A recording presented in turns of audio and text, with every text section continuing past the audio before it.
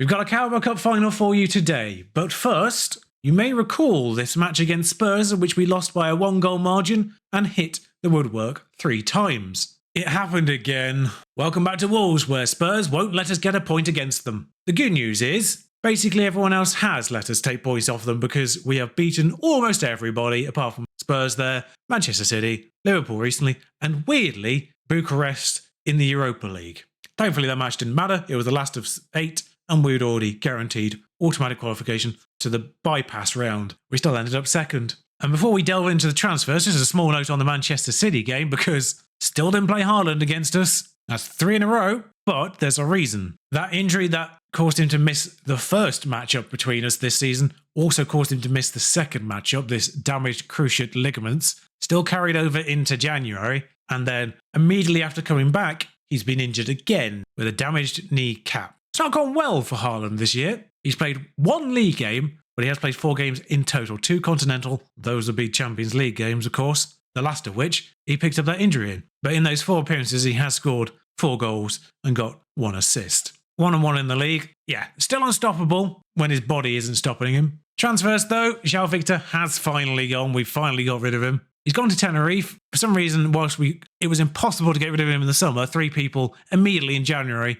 when we offered him out via his agent, went, yeah, 2.1 million, sure. And he chose Tenerife out of the 3, despite the fact they were probably actually the least reputable of the 3. Maybe it's first team football that he was attracted to. And I'm happy he's gone to Tenerife because former save club. He's still playing terribly there though, and we've made a minor profit. But the big one is Enzo Gonzalez. For shy of 13 million guaranteed, Burnley took him off our hands. He doesn't even have a work permit there, which is even more funny because they've had to use one of their work permit places and they're not even starting him. I mean, I say that. We've got Alvaro Fernandez in the same boat. But Enzo Gonzalez was a player that I kind of hoped to develop. He could become homegrown club for us had he stayed. But in his role, he has Pedro Neto and Rooney Bardi ahead of him. 2 players who are not going to relinquish that spot anytime soon. So we either stuck him in our unders and waited 3 years and hoped for the best, loaned him out and lost homegrown club, or sold him. We've sold him because I figured it was better to sell him on and use that money, because it's good money, and put it into a different player in a different position. That player isn't Gil Martins, but I thought I'd start with him just so we're not hiding anything because we have bought him 750 grand guaranteed from Porto. It's a very Wolves move. I wouldn't have bothered, but he was so cheap. He's immediately worth around 6 to 8 million. If he develops, he's in the same boat really. Stick him in the unders, hope he develops. If he doesn't, it's 750 grand lost. We can cope. He is upset that he's not been included in the Europa League though, which of course he is. Force Interactive, sort that nonsense out please. But the 13 million, or 12.5 if it guaranteed, went into Asan Uedraogo, which will be the last time I try to pronounce his surname probably. A wonder kid from last year that I never used, so this is my first time with Asan. 6'3", I know he can become good, because he could become great last year, and his scout reports come back actually quite strongly too anyway. When I say scout report, that's the internal report now, but you know what I mean. 12.5 million, in Schalke's team, snap him up, why not?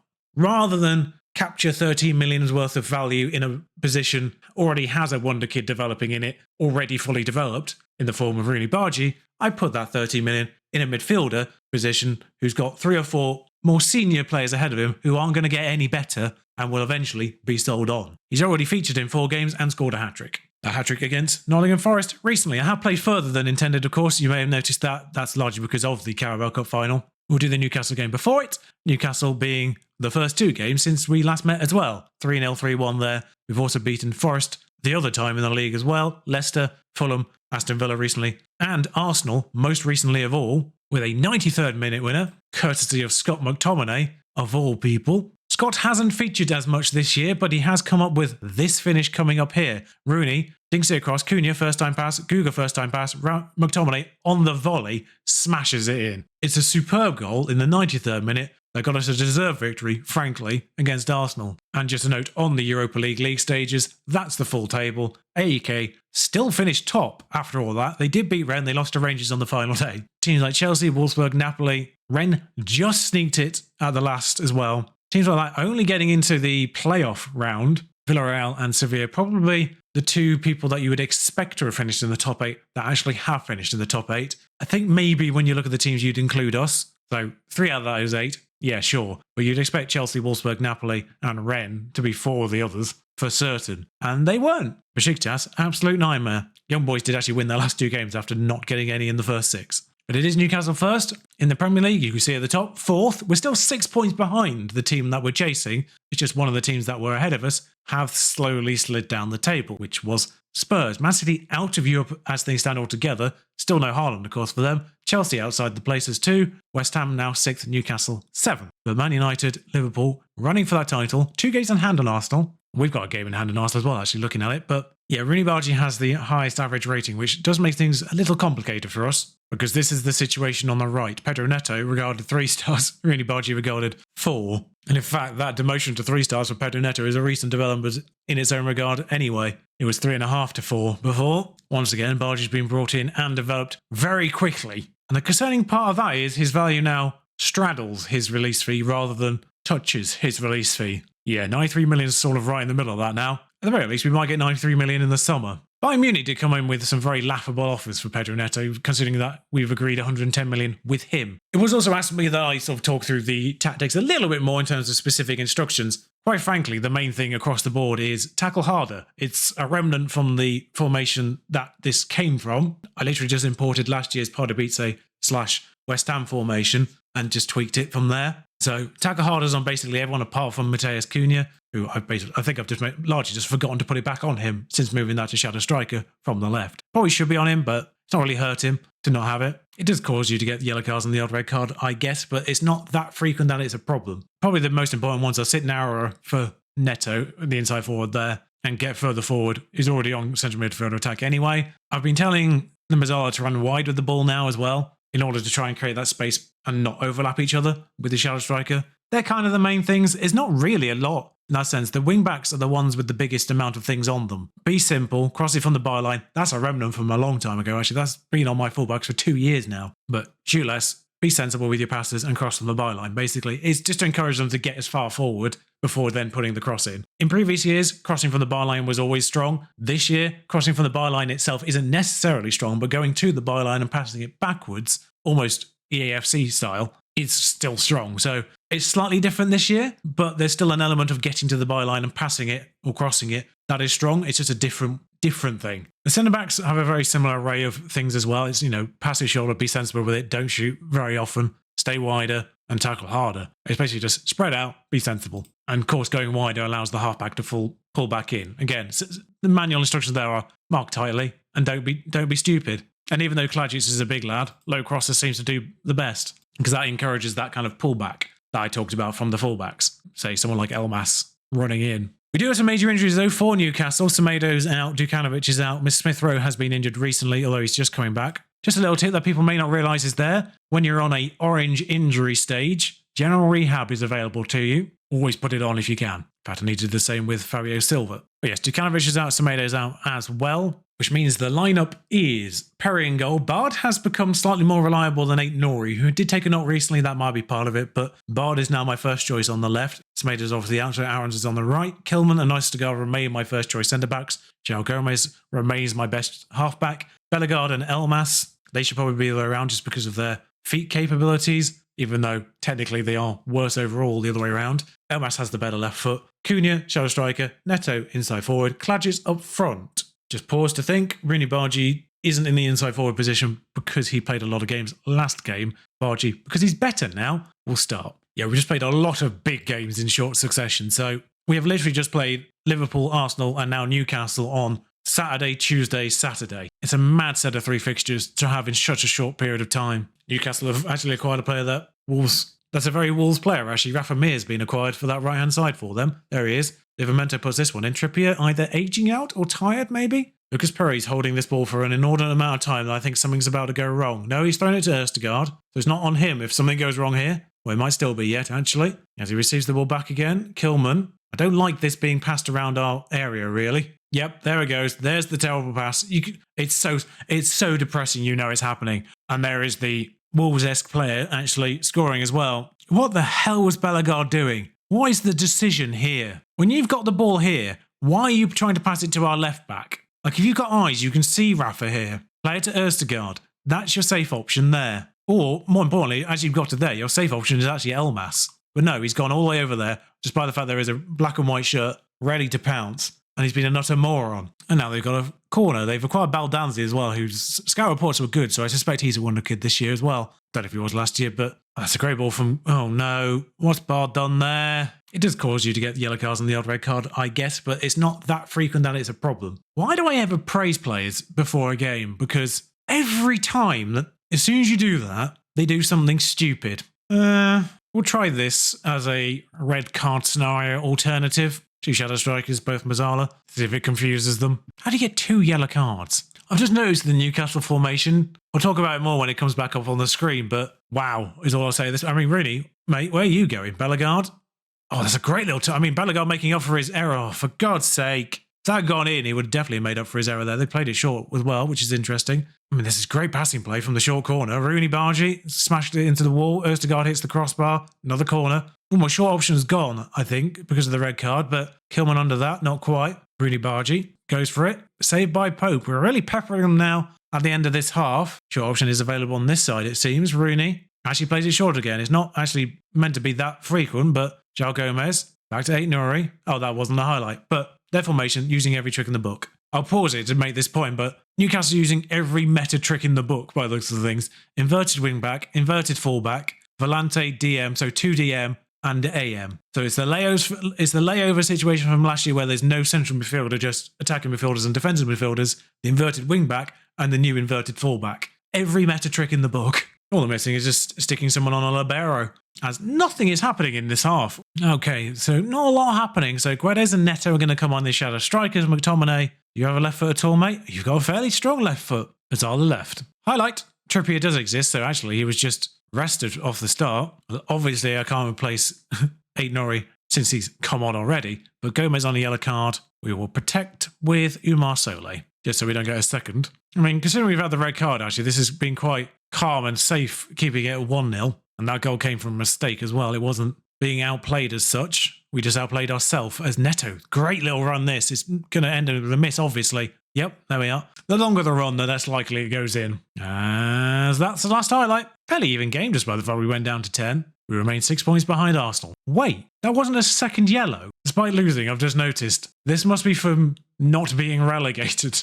I talked about it at the end of last year. You get to see the situation. Looks like we've got rid of a lot of the deadwood that still had this. Jose Sarr still gets this despite not even being here. That's dumb. Looks like we've gotten rid of a lot of the culprits that had these still in their contracts. So it's not as bad this time. Only 700 grand. There was about 11 people that got it last year. Oh, hello. That's a big news. Sack looms over with Man United up next. So did they play each other and did they lose? No, they didn't. Man City beat West Ham and then they sacked Pep. Oh, did it happen on Wednesday? They did lose to Man United. Yes, he was sacked 4 days ago. Imagine sacking Pep because Haaland's been injured all year. That's the only reason why they're not playing well, is because the football manager has put all of the effort into Haaland in their team and forgotten the rest of their squad's exceptional as well. I suspect someone like Alvarez isn't as good as he should be. He's quite good, but he's not exceptional. So interestingly, Man United had just played on the Wednesday. Oh, cool. Rooney Bargy injured for food poisoning. Why wouldn't he be? Also, the other 2 injured lads are on general rehab capable injuries now. So let's get them on those.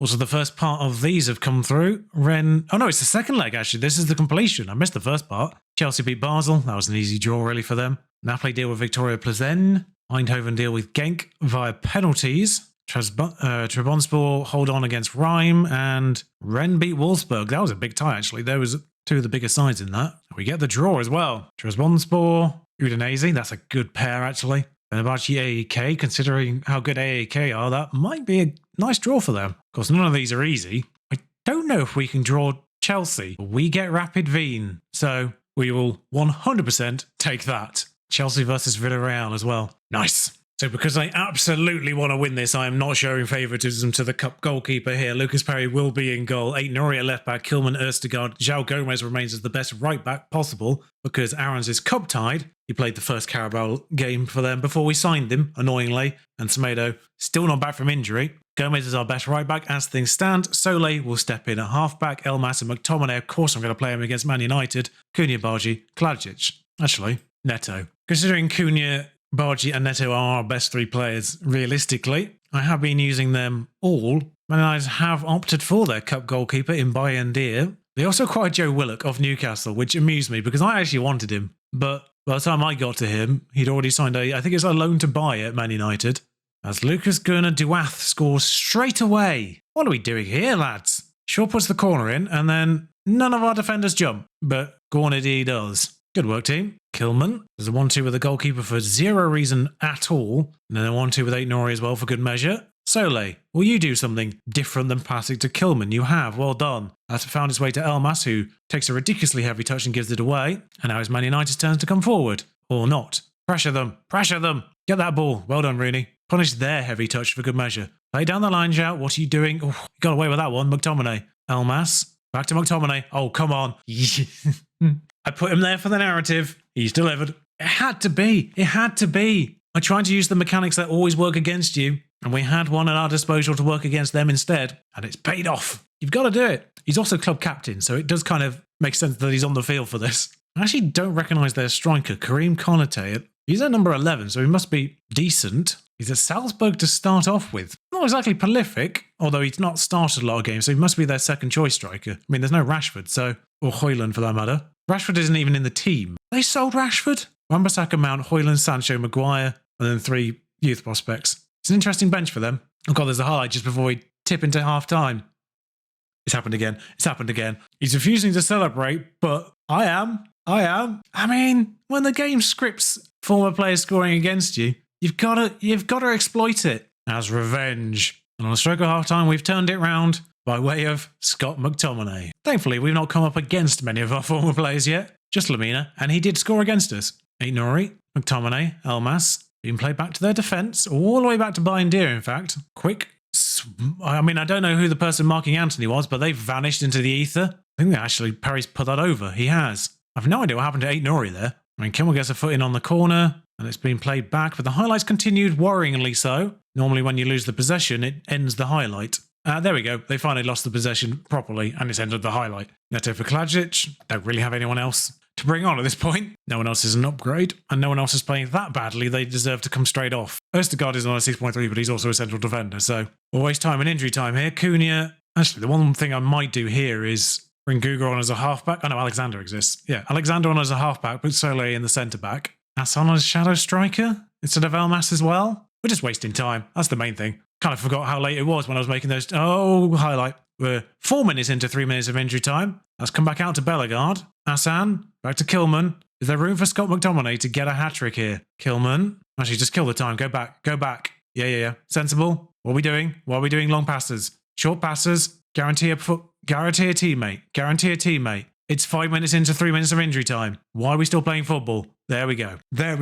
Also, is that Kalajdzic or Scott McTominay? Why is Scott McTominay the biggest person, if that is? I think that's Kalajdzic in the back row, actually. Literally head and shoulders ahead of the person in front of him. That will be Scott McTominay lifting the Carabao Cup by beating Manchester United.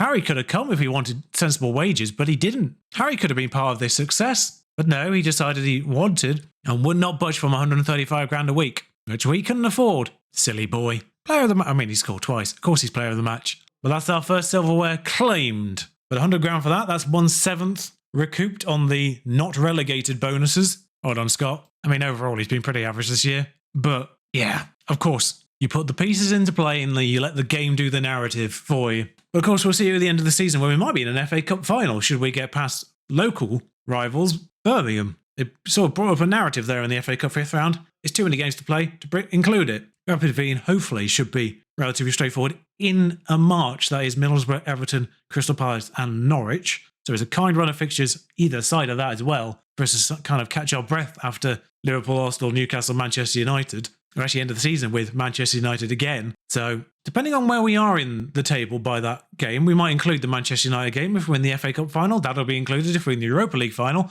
that'll be included. But whilst we were playing, Spurs did play their games in hand and got ahead of us. We are 5th. There might be a fight for 4th. Of course, us doing well in the Europa League will help the coefficients, which look quite strongly in our favour as the Netherlands are 3rd. England 4 points at this stage ahead of anyone else. So I think we might be okay for that 5th Champions League place in the Premier League anyway. But it'd be nice to get 4th, wouldn't it? It'd be nice to get 4th and just not have this fuss. But if you enjoyed this, do like, comment, subscribe. You know the deal by now. Until next time, thank you for watching. Ta-ra.